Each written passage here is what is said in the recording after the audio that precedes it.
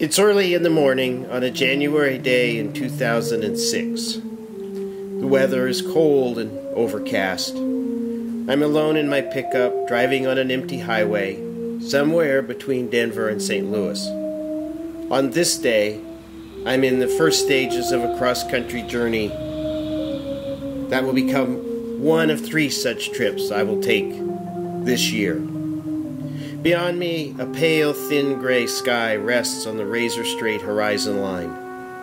Below the horizon, the land is a muddy blend of every gray possible. I see iron red, olive, brown, gray trees, Mars black, yellow ochre, and flesh pink dirt and rocks, and sooty gray, mustard yellow, chalk-colored houses all out there in a giant landscape still life. I occasionally glimpse a flash of red or the indecipherable form of something colored a thick blue, or a chrome yellow piece of fabric stuck to a pitch black twist of wire. 3 days behind me is my Oregon childhood home that has become our place since Dad's death.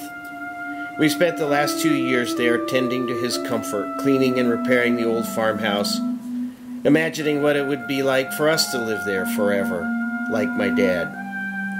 Born in that house, he lived and worked there every day for 93 years, until we finally had to move him to a care facility. Moving Dad was the second hardest job I've ever done. Don't ask me about the hardest. While in Oregon, I used a small shop for a studio and finished a body of work begun in New York. As I painted, I became tenderly aware of how autobiographical the work was becoming, and I was eager to conclude these paintings and step outside of myself again. Now, with Dad gone, our money running out, the paintings framed and sent to Texas, I am returning to the job I left behind in New York. I had thought that job was completely over, but circumstances were pulling us back. Our house in New York remained unsold, my studio unused, and I was feeling undone about the whole circumstance we had left there. So this January, I drove and drove. The winter landscape spread out before me like a vast still life. Houses, barns, fence lines appeared like objects on a wide, lumpy tabletop. I passed mile after mile of bits and pieces of family farm buildings, separated from neighbors by discrete distances. Occasionally, vertical grain elevators or various types of towers broke the horizon line, but it was the horizontal weight of the essential flatness that consumed me. All around me was a wide open, simple above-below space that for all its openness remained flattened, obscuring its human depth. In all of this big still life, one focus, one house, one tree, one hill became but another piece of a much larger composition. As I drove, I drew.